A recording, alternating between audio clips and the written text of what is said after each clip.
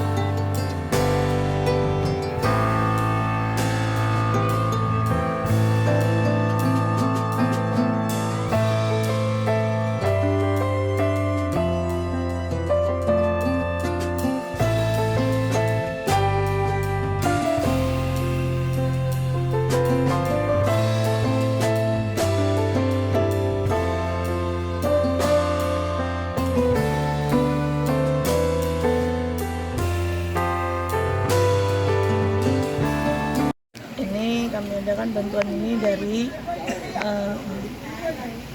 PKK dan DWP, Bunda PAUD, Dekranas. Terus organisasi ini ya. Bantuan ini diserahkan ke mana? Kami bantuan kami serahkan kepada Bapak Kecil untuk membagikan pada masyarakat yang kena banjir. Sebagai bentuk apa nih Bu bantuan?